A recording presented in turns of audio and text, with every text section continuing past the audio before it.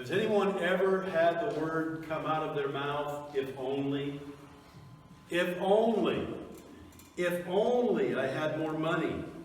If only I had made better grades. If only I had a nicer home. If only I hadn't made that bad investment. Now maybe some of these are starting to ring true. If only the business had succeeded. If only I could get back on my feet. There's something that we all have in common.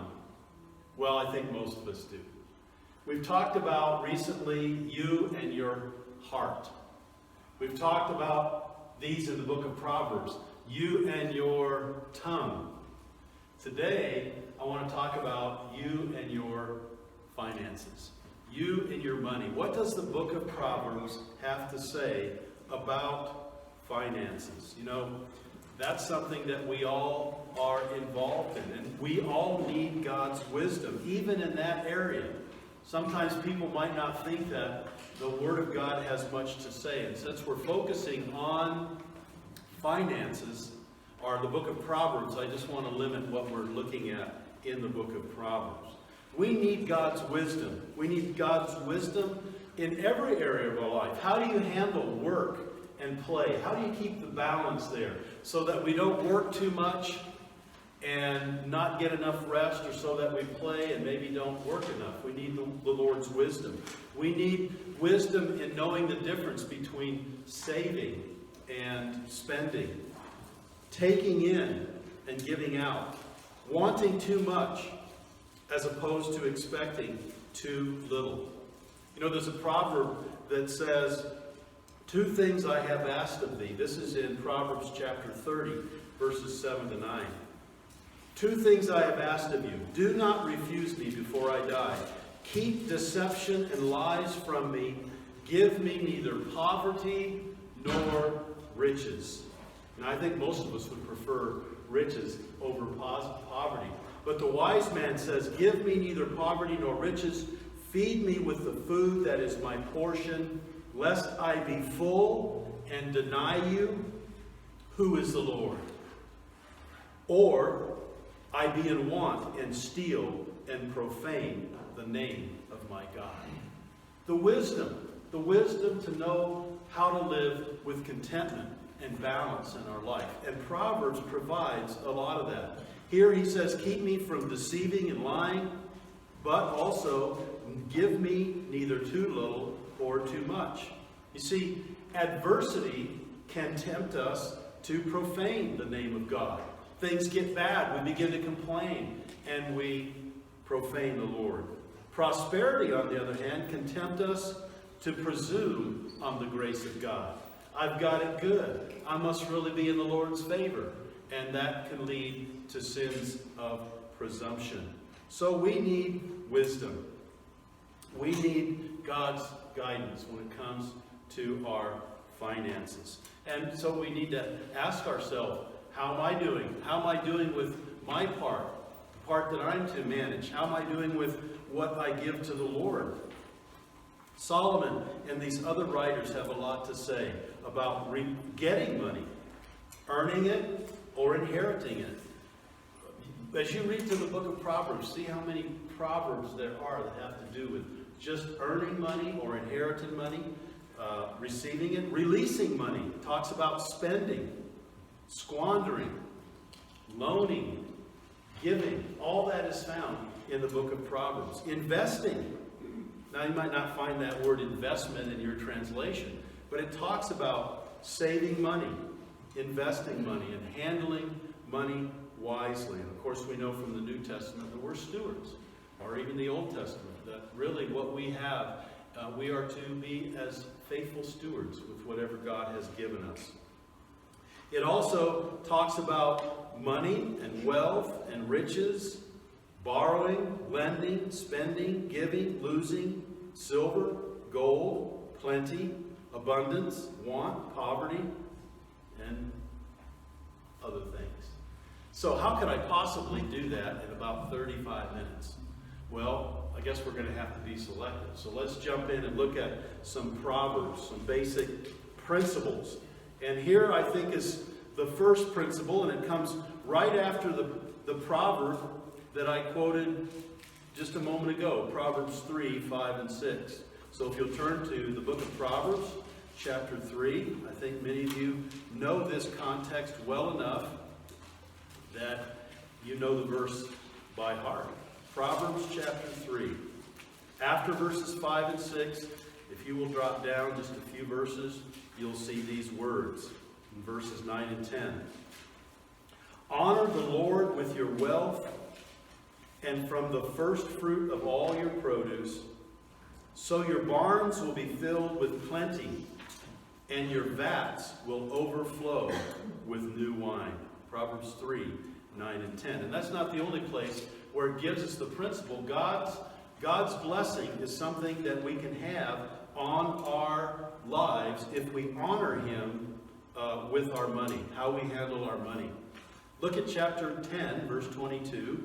It also, you might want to just jot some of these down because there are a lot of verses. Chapter 10, verse 22. It is the blessing of the Lord that makes rich, and He adds no sorrow with it. Now think about that verse for just a moment. God has a way of blessing us and giving us wealth or health or many things for our own good. But He also keeps us, I think, from many sorrows. Not all sorrows, but the implication is the opposite of that is it's possible for a person to be rich but have many sorrows in their life. They are pierced through with many sorrows, it says in the New Testament, because they are pursuing wealth, and wealth has become their central focus. Maybe even to the point of being greedy, and they can get sidetracked. And yes, they have a big house and lots of resources, but there's sorrow that comes with it. There's a price they have to pay. The Lord gives a blessing, and He adds no sorrow with it. Chapter 13, verse 21. Adversity pursues sinners, but the righteous will be rewarded with prosperity. Now, we have to be careful how we define prosperity. I look around the room and truly we are all prosperous. We really are. We don't get that message because every day we're bombarded by what we don't have, or we can look across the street and see what someone else has, and it's bigger and it's better and it's newer and it's shinier and it's, cooler. And we can start to feel like we don't have that much. But the Lord really has blessed us in America. And we can see that God gives us these blessings. And not all of them are tangible, by the way. Not just stuff. But we have so many blessings that maybe we can't just put our hands on. We have God's peace. We have His joy. We have fellowship in the Lord. We have so many things to be thankful for. So, God grants blessings to those who honor Him with their finances. That's the first principle. God grants blessing to those who honor Him. Principle number 2. There's those who make riches their passion, and they lose more than they gain.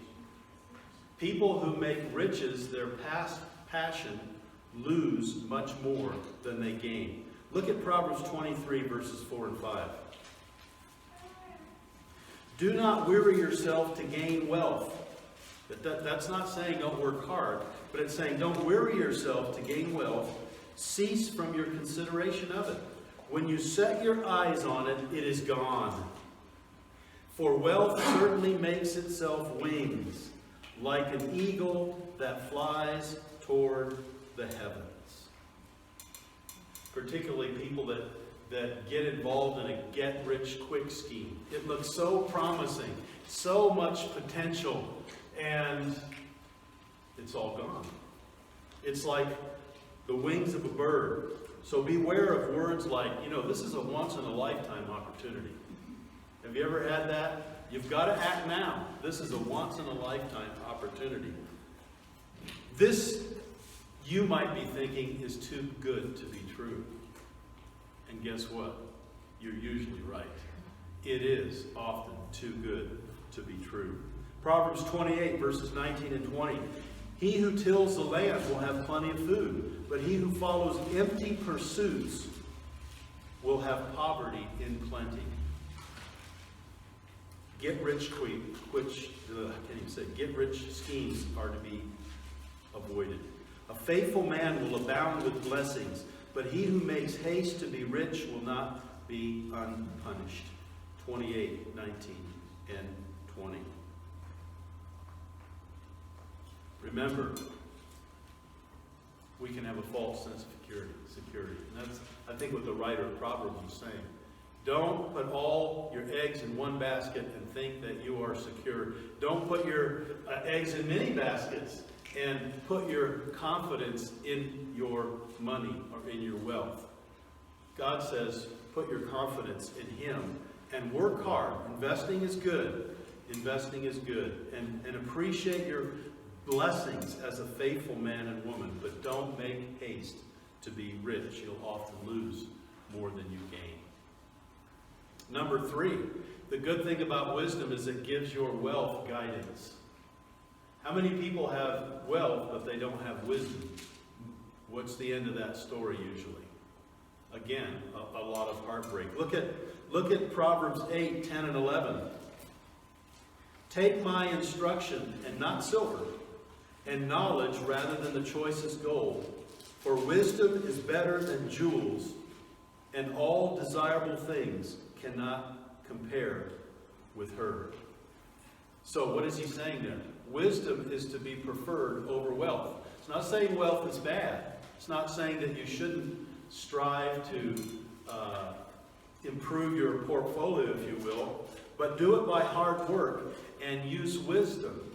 Wisdom will help you with your wealth. But you can have wealth, and if you don't have wisdom, you'll make poor choices, and it can be painful. Chapter 8, verses 18 and 19. Riches and honor are with me, enduring wealth and righteousness. My fruit is better than gold, even pure gold, my yield than the choicest silver. Chapter 16, verse 16. How much better it is to get wisdom than gold, and to get understanding. It is to be chosen above silver. So, if you have wisdom, it provides you with wisdom that increases your wealth. And it also restrains you when you need to be restrained. You could give a fool all the money in the world, and in a couple years, that money will all be gone because he is foolish. He doesn't have wisdom. He's not applying wisdom to what he has. And if any of you have ever listened to Dave Ramsey, sometimes I think you fall out of your chair.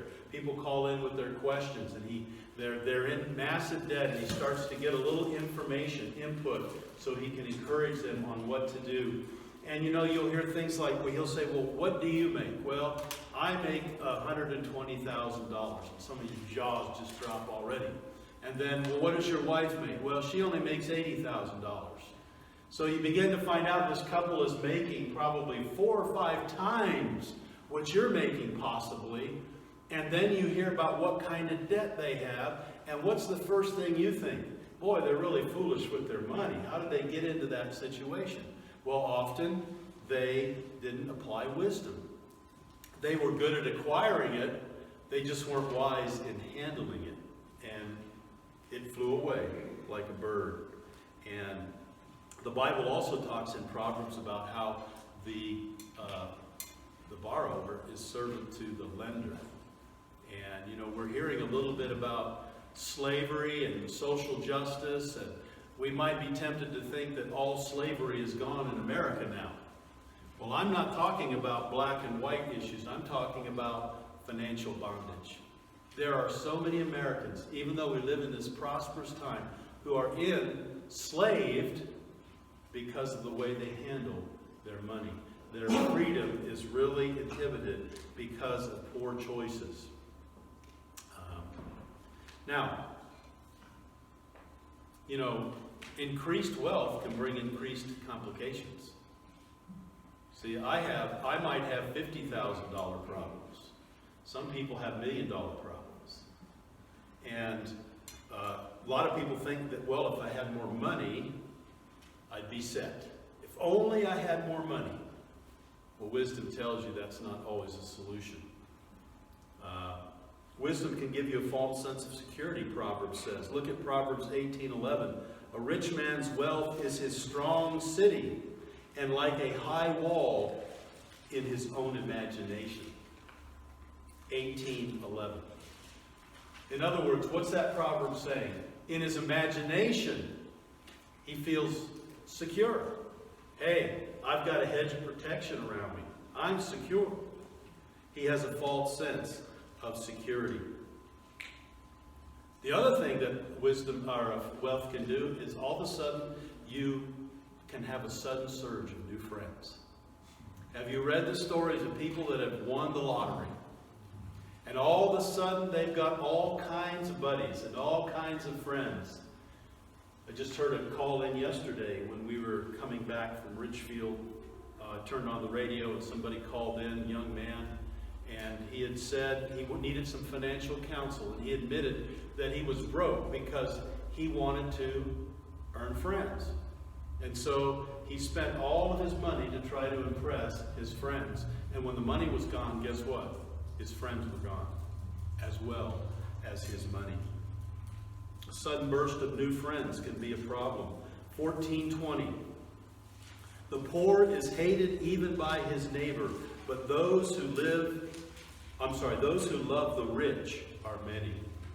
And again, that's a subtle proverb of warning that you might have a lot, but a lot of people may be attracted to you, and it makes it harder to discern who your real friends are. Those who have a lot are often appreciated or taken advantage of because the people around them say, what's in it for me?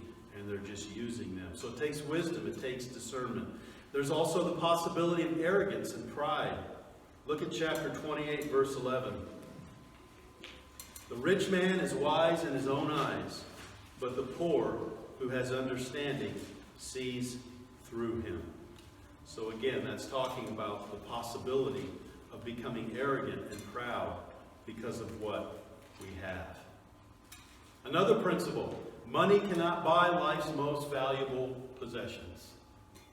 Money cannot buy life's most valuable possessions. And again, if money is earned in an honest way and it's used wisely, there's nothing wrong with money. But it cannot buy you happiness. It can't meet all of our emotional needs or our spiritual needs. It cannot clear our conscience. Money does not deliver us from worry. Some of the people that worry the most have the most in the bank, have the greatest job security, and yet they are full of worry. There are some things that are priceless and they're not for sale. Peace, love, a good name, integrity. Those are all mentioned in the book of Proverbs, and you're probably proverbed out now, so I won't give you the reference. But it talks about how better is a little with the fear of the Lord than great treasure in turmoil. Better is a dish of vegetables where love is than a fattened ox and hatred with it. Money can't buy you a happy home. 15:17. A good name, a good reputation. 22:1. A good name is more desired than great riches. Favor is better than silver and gold. And how about integrity? 28:6. Better is the poor who walks in his integrity than he who is crooked, though he be rich. But handled wisely, money can be a great encouragement. Mishandled, it can be very stressful. Amen?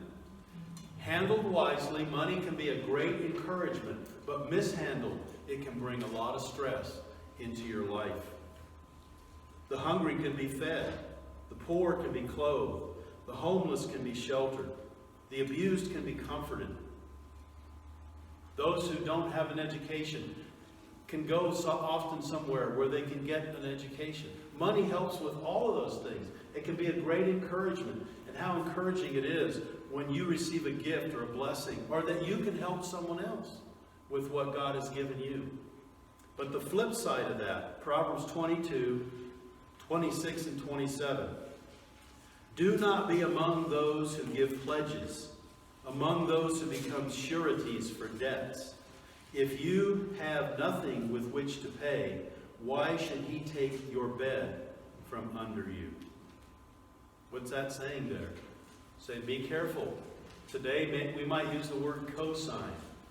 Be careful who you cosign for. You might lose everything. You cosign for somebody's car loan or for their house or for their education, and they decide to go in a different direction or they misuse it. Guess who they come after to collect on that? That's what Proverbs is saying.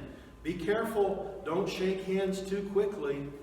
Don't give a promise of being accountable, because you can become enslaved. You can become enslaved through someone else's debt. The rich rules over the poor, and the borrower becomes the lender's slave. Chapter 22, verse 7. So the book of Proverbs is just rich with so much on finances. Let me share some more things. The righteous understand, I've already said this, what money cannot buy. It cannot meet our spiritual needs. It cannot meet our emotional needs. It cannot create a happy home. We looked at some of those. We looked at the fleeting nature of money. Money sprouts wings, it says in the book of Proverbs, chapter 23, 4-8. Money can give a false sense of security. We mentioned that in Proverbs 11:28. So how are we to gain our money? Let's just look at a couple areas. What does Proverbs say about earning wealth, getting wealth? How are we to gain our money? Number one, by right actions. Proverbs 10:2.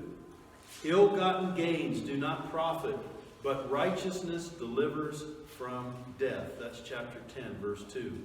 Chapter 20, verse 17. Bread obtained by falsehood is sweet to a man, but afterward his mouth is filled with gravel. You know, some of these looters that have gone into the inner cities and have come out with TVs and jewelry, and, you know, you can see the grin. Some of them even having a gold tooth, you know, when they're smiling. But what do you think the end result is going to be with that? You think they're really going to be happy?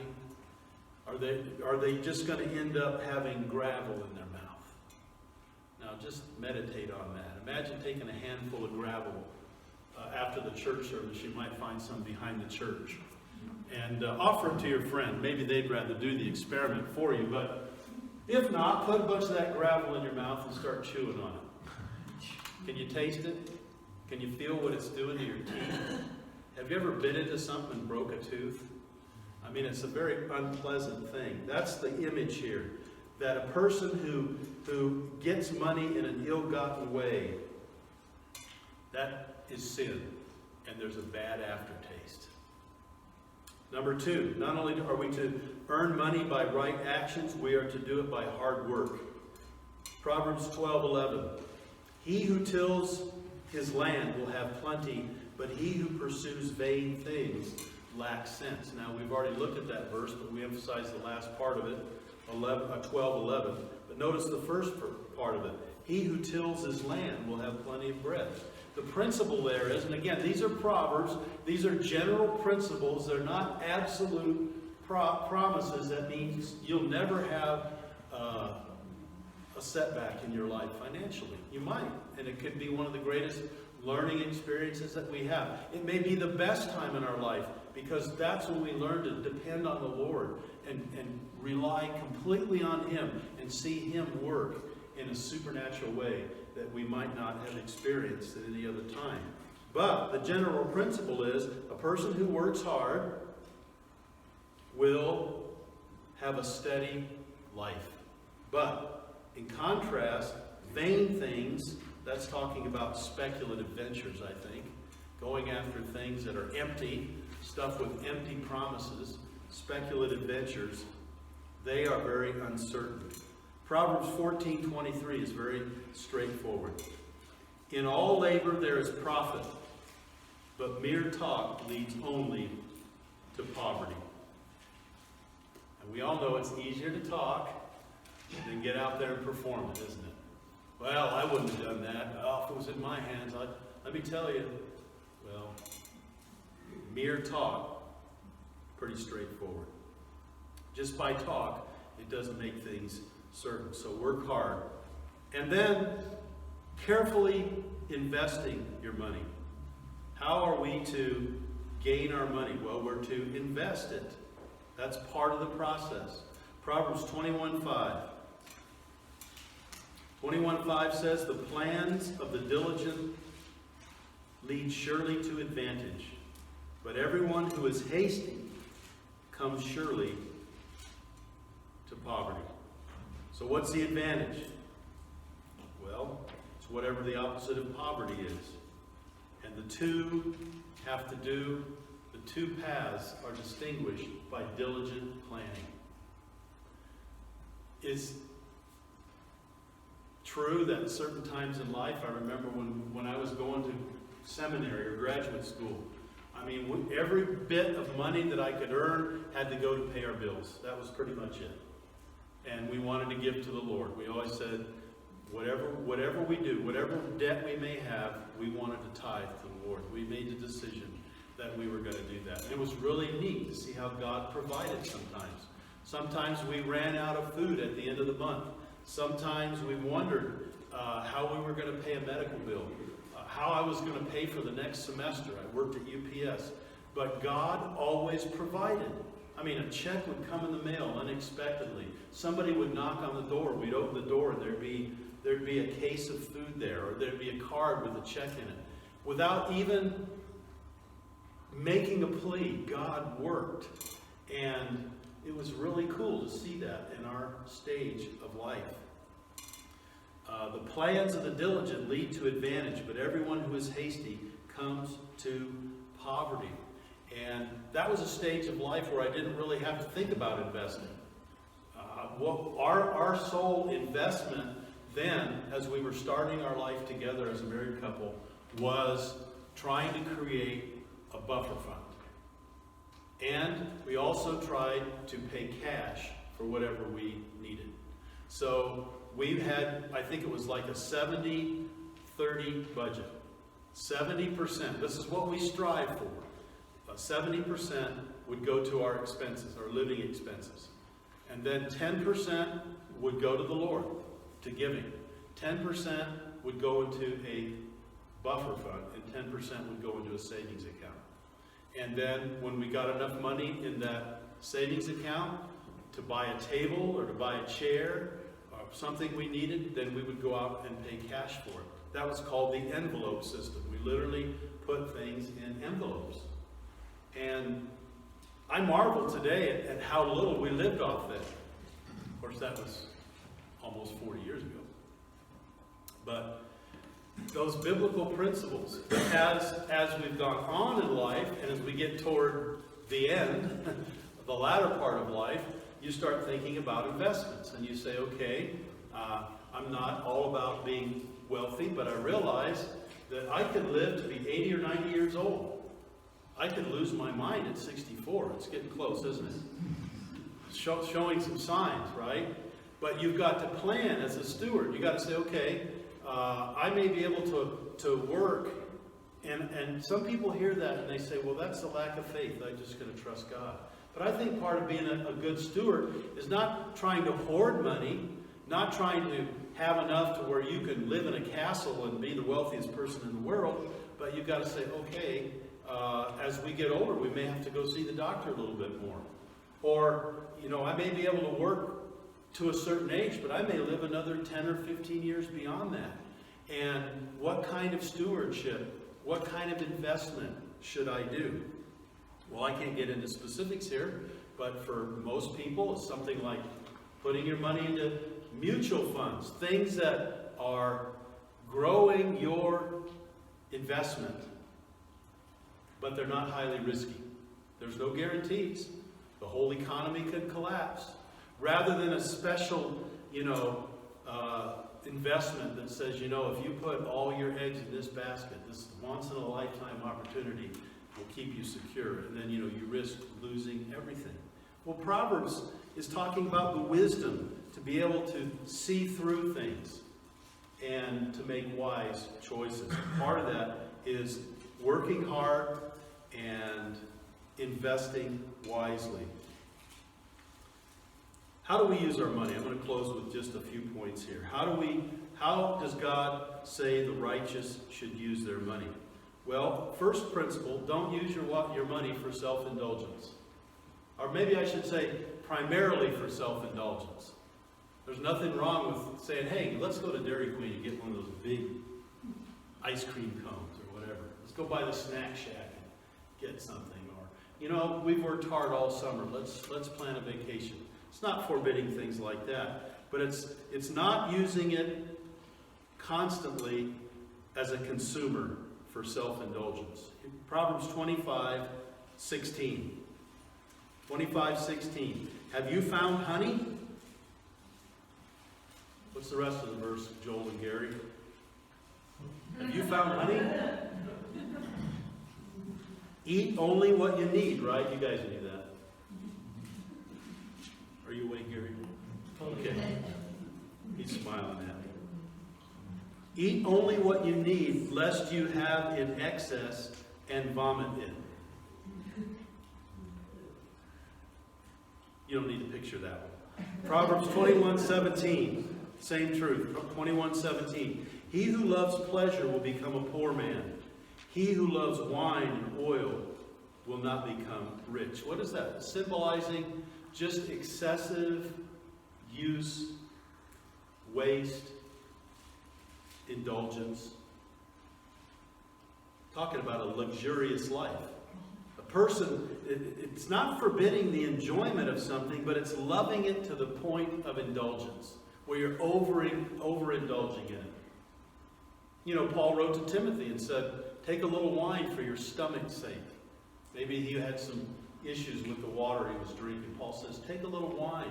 You go to the doctor, you have high blood pressure. He might say, drink a little wine. A little wine.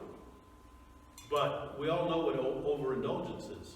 A person that constantly overindulges, just that simple way, it can destroy their life. Alcohol can consume you and destroy you and make you do things that you wouldn't do otherwise. Don't use money for self-indulgence. Don't use money, well, let's get to the positive. Use money to provide for your family. Proverbs 24:27. The righteous uses his money to provide for his family. Proverbs 24:27 says, prepare your work outside, make it ready for yourself in the field. Afterward, then, build your house. Now, what's he saying there? Well, building your house here probably means getting married and raising a family.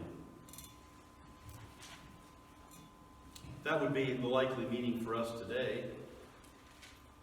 So what do you do before you get married and raise a family? What's the general principle? He's encouraging the young man to accumulate money before he marries and establishes a home. He's not saying get rich, go out, become a millionaire, and then get married.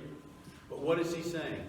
He's saying show some responsibility and have a means of income so that you can provide for your family. Before you establish a home, be a worker. Have a job so that you can provide for your family. General principle. We should use our money to relieve the needs of others. Proverbs 3:27 and 28.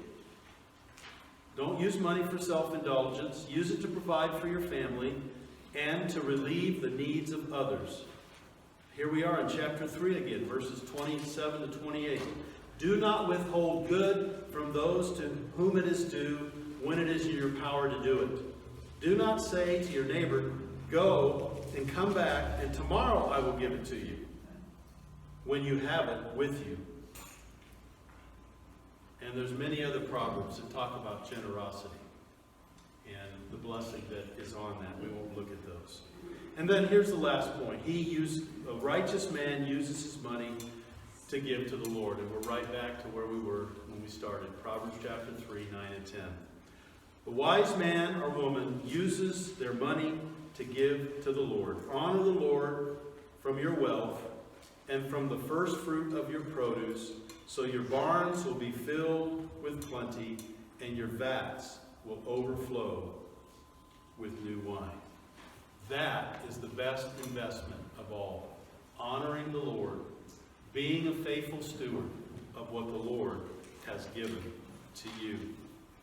You know, sometimes what's more revealing about a person is not just looking at their Bible or looking at their calendar, if you will, how they schedule their time, how they use their time.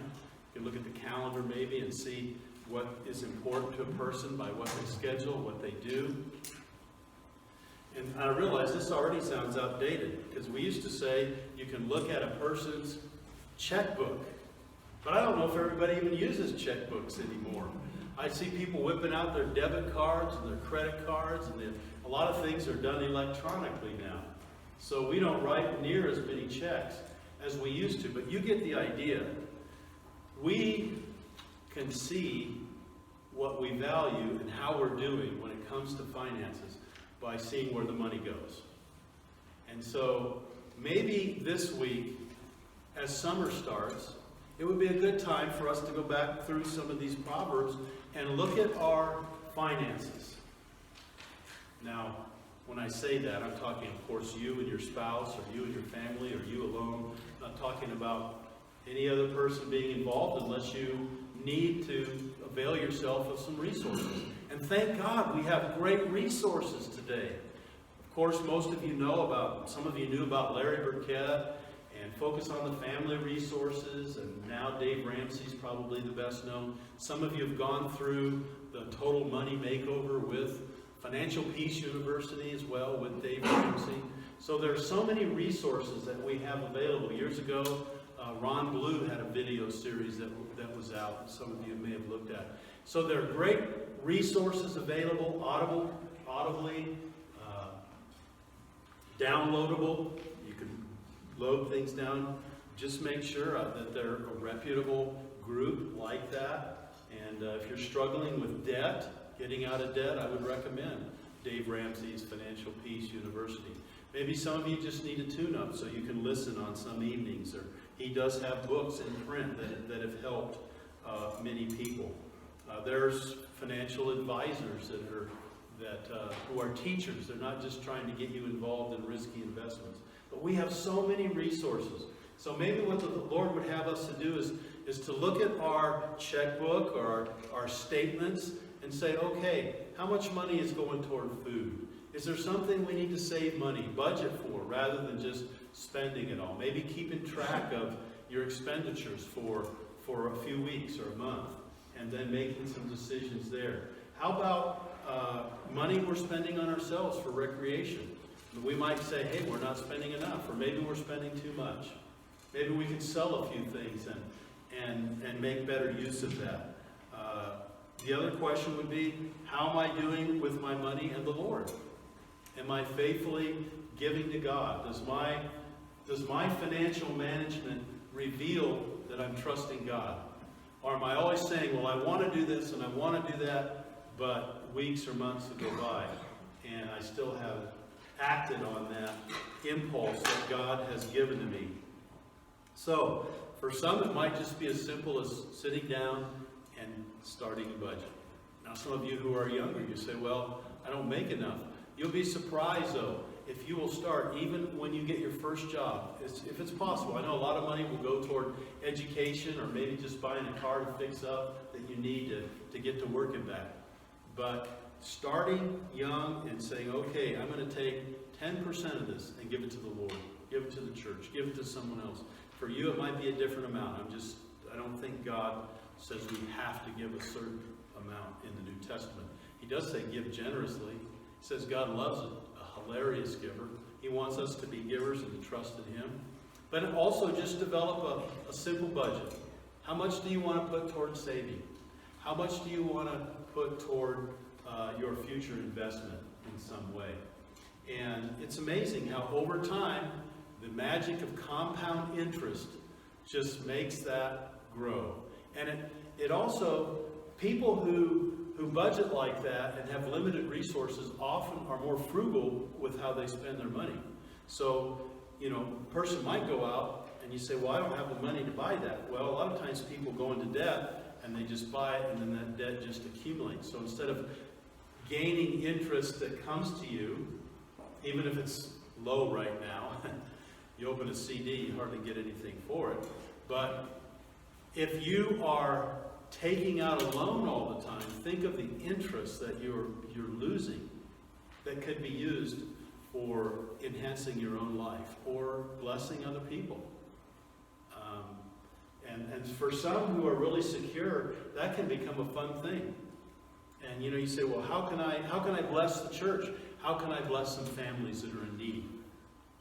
And some of you get really excited about that because you have the gift of giving or serving. And you have a little bit extra and you start saying, Lord, show me who I can bless with this. And you find out so-and-so needs some dental work done, or somebody needs some eye surgery or something. And you can help them with that. What a joy that comes from that. Or maybe just sending a kid to camp. Some of you gave recently to a few kids that had camp opportunities overseas. All that's part of being a steward of God. Let's pray. Father, thank you that you have truly blessed us. We are in a unique time in history where much of our life is not worrying about the one meal we're going to have for the day. But it's being blessed enough to have food and clothes, shelter, and enough to be a blessing to others. To learn to trust you. Help us, Father, to be wise, to have your wisdom, to apply your wisdom to our stewardship, our money, our things. We ask, God, that we would learn and apply the truth of your word. And help us not to get sidetracked by bondage, greed, deceit, but to be faithful stewards. It is required in stewards that they be found faithful. And I pray, Lord, by your grace, that you would help us to be faithful stewards of what you have entrusted to us and to be a blessing to others. We ask this in Jesus' wonderful name. Amen.